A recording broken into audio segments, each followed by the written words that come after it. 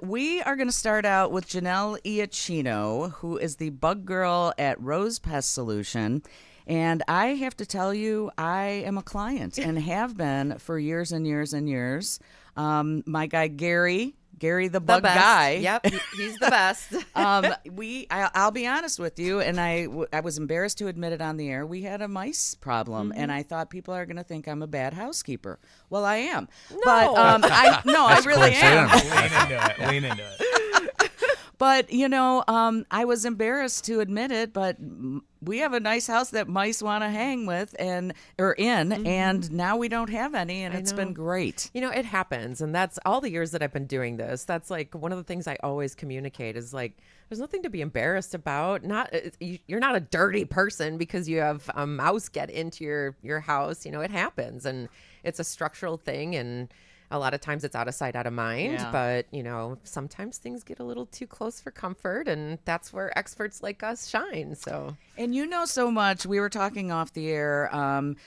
I've been talking about these mites all the time. Right. I'm sorry, but more and more people.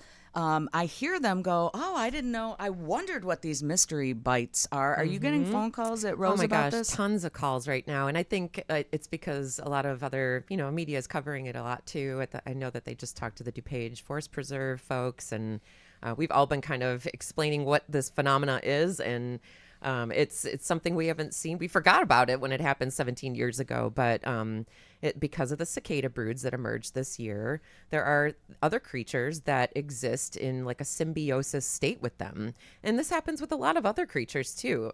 Concentrations of birds will collect mites. And if you've got a pigeon infestation, or, if you've got starlings getting into your eaves or something like that, they will bring along the other pests that live off of them. So we're talking about these cicadas, and people are like, we're just hanging out in the yard, and then all of a sudden we're getting bitten. We have like rashes, and what is going on? And you don't know it because it's like the bites appear hours after you've been bitten. That, and the mites are so small, you can't actually see them.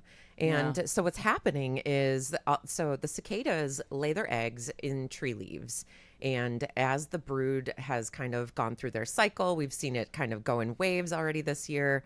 There's no more, these mites eat the eggs of the cicadas. And when the eggs hatch out and there's no more egg food sources for the mites, they will just drop off of these trees and onto us. Because they go hungry. Yep. Bow, bow, bow. Let's just keep with the Blues Brothers all day. All right, go ahead. Back to you, Janelle. So if you happen to be sitting in your yard or in your garden and you're, pulling weeds or whatever, you might get these and you'll think at first like, oh, it's mosquitoes, I'm just gardening or whatever. But everybody reacts differently too. And this is another thing to keep in mind. You cannot diagnose a bug problem based on the look of a reaction, because, and we've talked about bed bugs before on the show, and mosquito bites, they all have different, habits and patterns and things like that. But these mites tend to leave like hive, rash, welt kind of things. And really the best solution is just to use some calamine lotion or cortisone cream. And they don't live long. They live like maybe a few days.